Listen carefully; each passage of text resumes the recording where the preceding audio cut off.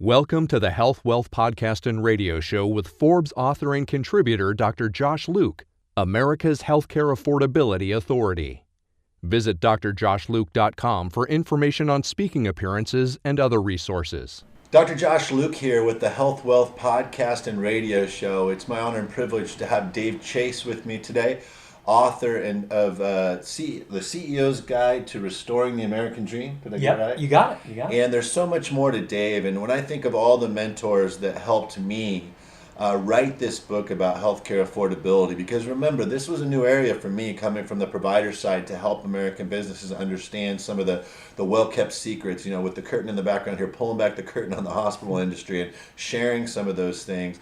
Dave was one of my main advisors that a colleague introduced me to right as I started to write the book. And each time I meet him and speak to him, I learn so much more. So Dave, welcome to the show.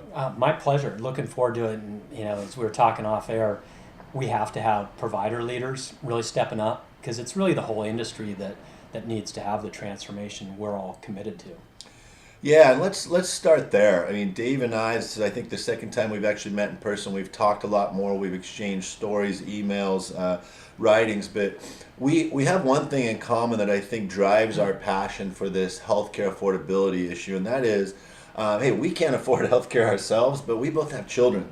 And my children are not even millennials; they're Gen Zers. Are your children Gen Z as well? I got one of each. Okay. One of both. And it's interesting because even today in the Orange County Register in February 2018 here, I penned an article and referenced one of Dave's stats on millennials. And what's interesting is I've researched all the data. It's somewhere between 40 and 80% of their lifetime earnings are going to go to healthcare at current projections. So tell us a little bit about, that's one of the first things I read when I met you was about all the data and research you had on millennials and healthcare affordability. Tell us a little bit about that.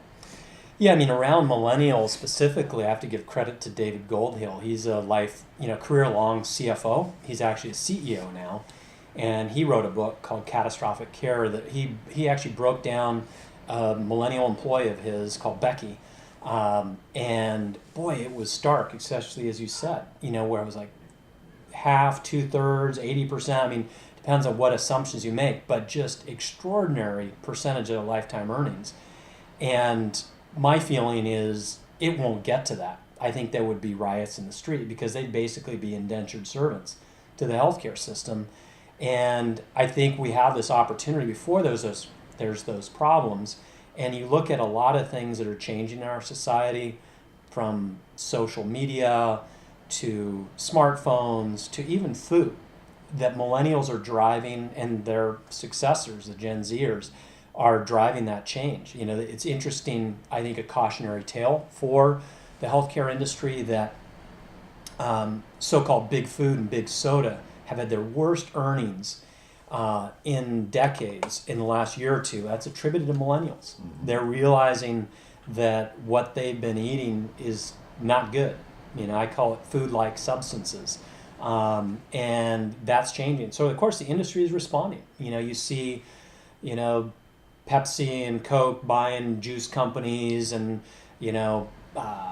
Kellogg's buying some of these healthier cereals or, yogurt companies and things like that. And so that's really a preview of coming attractions, I think, for the healthcare industry. Great points. And by the way, real quick disclaimer, like myself, Dave is a public speaker. He's always out there educating and showing his passion for healthcare affordability and teaching folks how to save. But if you do hear some waves crashing in the background, it's because we're actually in Laguna Beach right now in his hotel room, and the waves are crashing literally 30 feet behind us. So that's what you hear in the background. So we're doing our best to talk over it, but it's a great setting to do a little interview here. So Dave and I share that in common, that we have children. And I always say, Dave, when my kids come to me, my kids are all in high school right now.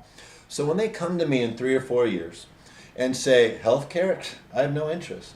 I have no defense for that because they can't afford it.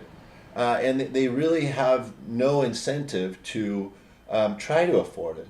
So tell me a little bit more about that. If you're a Gen Zer, is there any reason that you wouldn't just throw your arms in the air and say, I'm not interested in healthcare, I'll just go to the emergency department if I need care, which is one of the major problems to start with?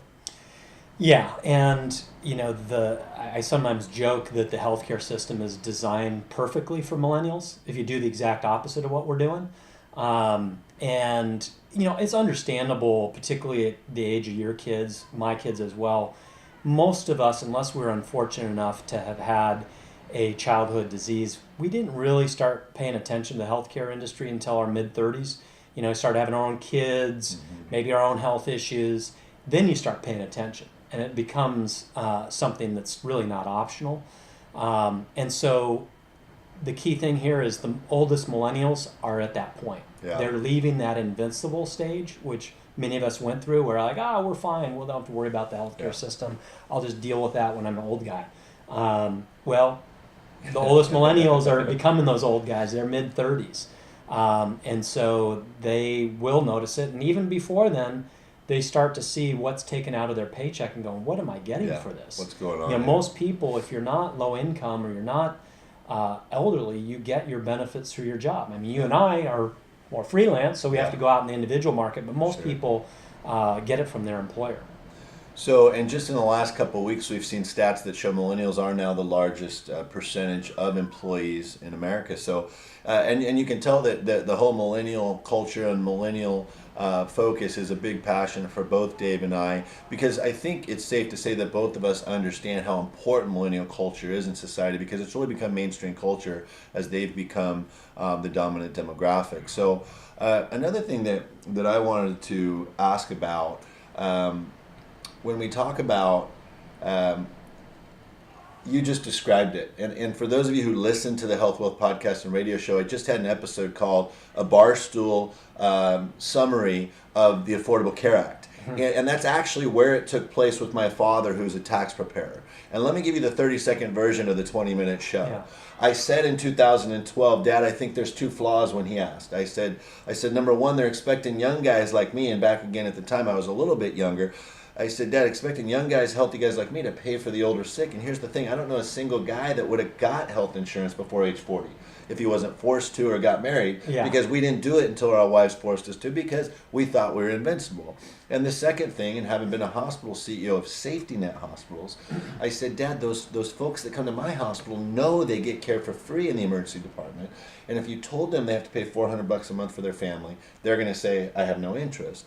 So tell us a little bit about how the Affordable Care Act changed this affordability crisis for the better or for the worse.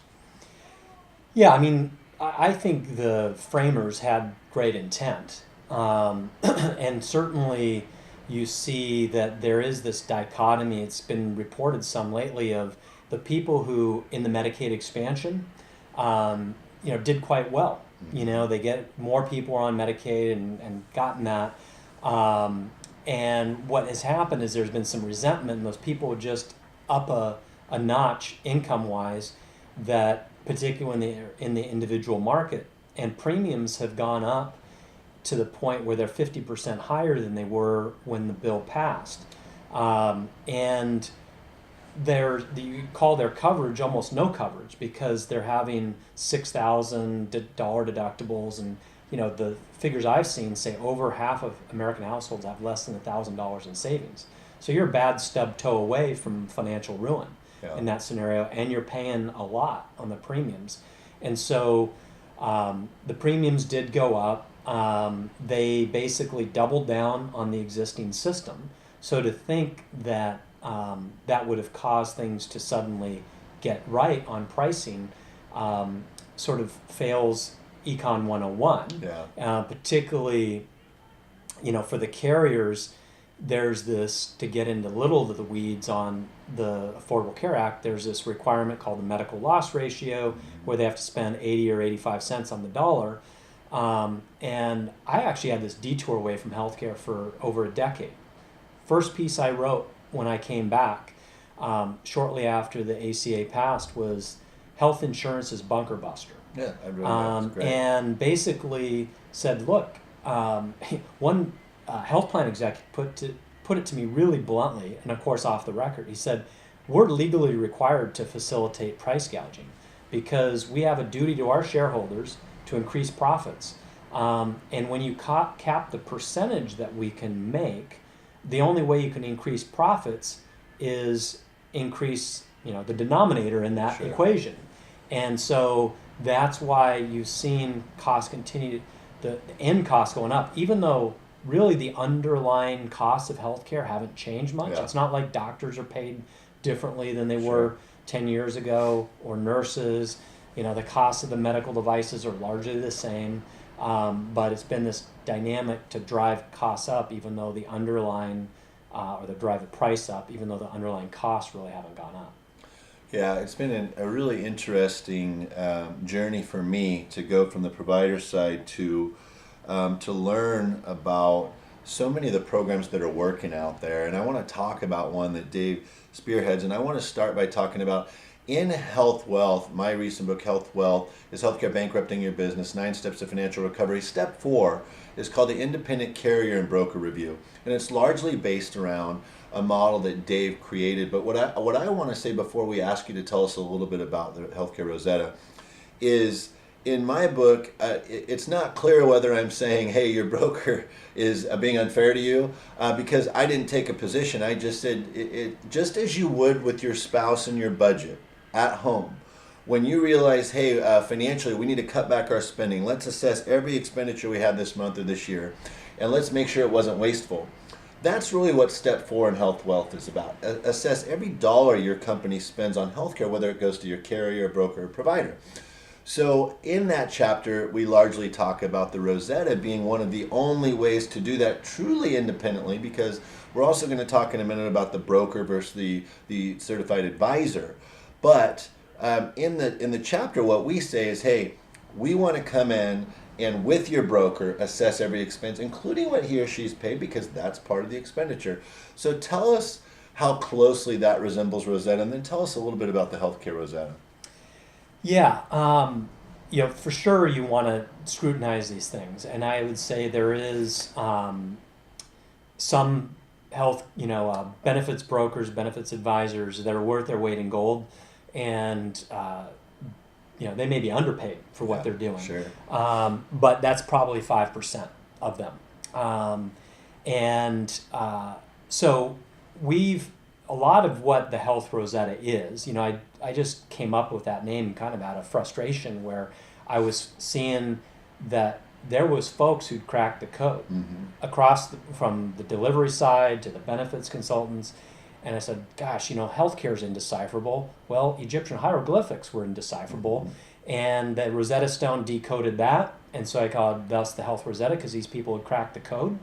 And they'd done a great job and found the right aligned organizations, cut out middlemen who weren't adding value. Some middlemen add value, some extract value. And so that's been the key difference, is just, it's not like we went on top of some mountain and dreamed this stuff up. We just have been out there curating what's working, who's cracked the code, and then you find those common threads across these different organizations, and then that's what we've kind of codified as best practices. So can a broker anywhere in the country who learns about Rosetta, can they reach out to you and become a certified Rosetta? Tell us a little bit about that. Yeah.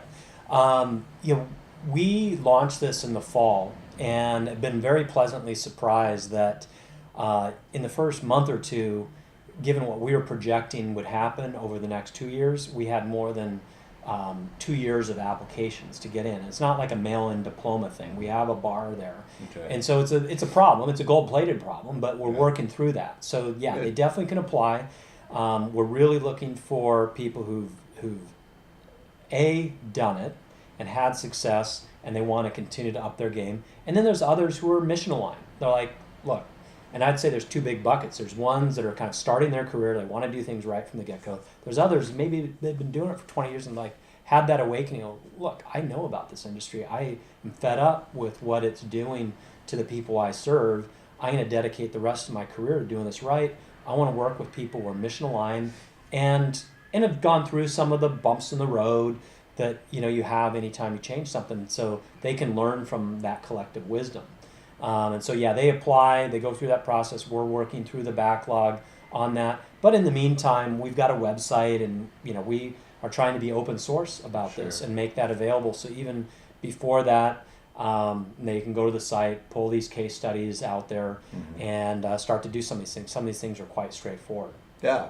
It's fascinating to me. One of the things that there's a couple things as I've researched in preparing for Health Wealth that caught me off guard, and one of them was this statement that the Fortune 500 companies always kind of say, well, we don't mind paying a little extra for health benefits because we want to attract and retain good talent. And when I speak, I always joke, well, gosh, I kind of think I'm good talent and Dave's good talent. And I remember when I was being offered CEO jobs, I didn't dig deep into their benefits. I said, hey, do you have a PPO or an HMO? Yeah. Can I go to my doctor? And that was it. Yeah. And what I think is, and again, most of the brokers said, yep, that's what we hear. And I kind of said, being new to this game, that's foolish. And that's really inane, not just because we were good talent and that wasn't true, but because there are good benefits out there. And to make the assumption that particularly millennials now are too naive to know that there's these specialized benefits.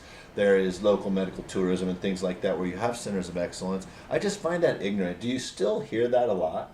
Well, yeah, I mean, it's sort of the old nobody got fired for buying IBM thing, that it just seems to be the path of least resistance, and seems to be an innocuous decision, but it's not an innocuous decision. There's a couple examples I would pull out. Starbucks did a study with Virginia Mason, a well-regarded hospital in Seattle. They found that 90% of the spinal procedures they did for Starbucks employees didn't help at all. PT would have been more effective. Ask Steve Kerr, Tiger Woods, how they feel about the back procedures they did. Most of them are non-evidence based, and they have real risk to them.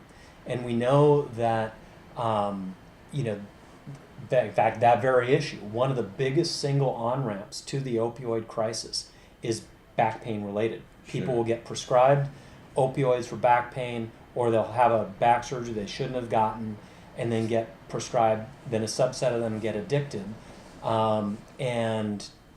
I've come to believe that the opioid crisis isn't an anomaly. Sure. It's actually a logical and tragic byproduct of a wildly dysfunctional system. And so that's where the status quo is not innocuous. It comes with not only the financial devastation we've talked about, but physical impact as well. So people need to take a step back and look at that. You were talking about centers of excellence and sort of domestic and local medical tourism. We're seeing that in some areas, the rates of misdiagnosis are like 25 to 67% for complex things like cancer and like organ transplants and musculoskeletal things. Like, that's not innocuous. Yeah. It's real. Those are real numbers. So I know you yourself aren't a broker, but you advise, I guess, for lack of a better term, a lot. What is the feedback you get? What percentage of these mid-market and Fortune 500 companies, when your innovative advisors from Rosetta go out and say we have all these good things, just kind of go, yeah, I'll pay the 4 to 10% increase or to 15% increase this year? What percentage of them are still kind of just giving you a no big deal, we'll keep paying?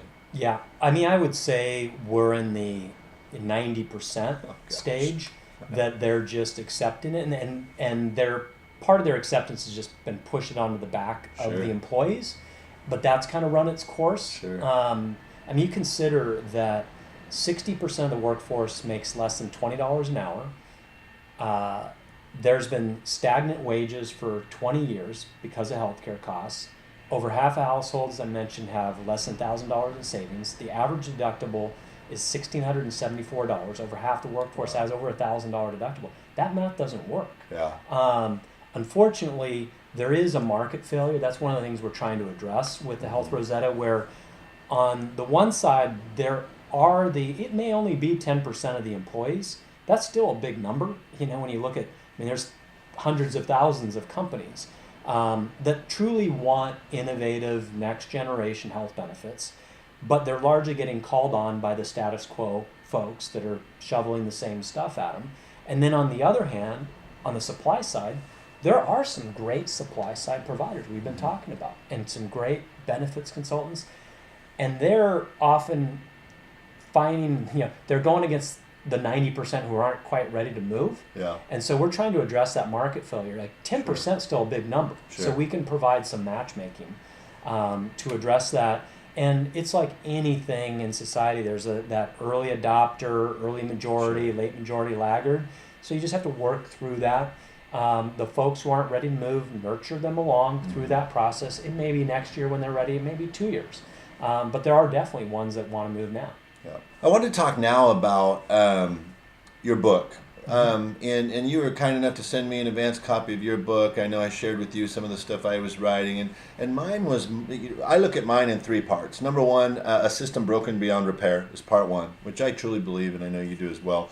Part 2 is, and I separated this from the 9 steps, without consumerism and a healthy culture within your organization, none of the rest of this matters. Until you as an organization commit to having healthy employees and giving them the access, tools, and resources to do that, you cannot expect them to become what I call EHCs, engaged healthcare consumers.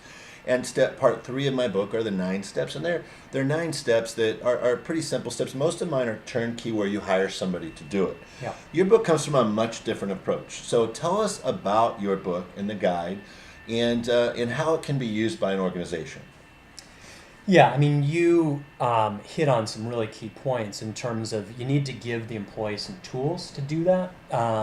We sometimes complain about the lack of consumerism, but we haven't given them the consumers any tools. And so that's part of it, is just getting into kind of some of the nuts and bolts of, how do you actually execute on this? And there's certain ways you design a benefits plan where I think probably the most foundational thing is getting primary care right. We've done everything imaginable to undermine primary care. So that's one of the things. And then, if I had to sum up the plan design, you through tools, you make good decisions free or near free, and you make bad decisions expensive. If somebody wants to go to a low quality center that has complications and is very costly, you're not going to stop them from doing it, but you're going to say, this is all we're going to pay. Yeah. And so you give people the information but the choice. And then you have the good examples of what works, and then the word spreads around. And so it just the book kind of gets into some of the nuts and bolts, breaks down, some similar themes in terms of dysfunction, but in terms of getting into the detail of the book, like here's how these primary care organizations, here's how what we call transparent open networks work, and kind of just go through blocking and tackling what to do there. What I love about Dave's book too, and it's free, correct? People if you're not on LinkedIn, if you're on LinkedIn, you should know both of us if you're paying attention, because we both love LinkedIn. We use the platform a lot. Reach out to Dave Chase on LinkedIn if you're interested. Thanks for tuning in to this episode of the Health Wealth Podcast and Radio Show with Forbes author and contributor Dr. Josh Luke, America's Healthcare Affordability Authority. Visit drjoshluke.com for information on speaking appearances and other resources.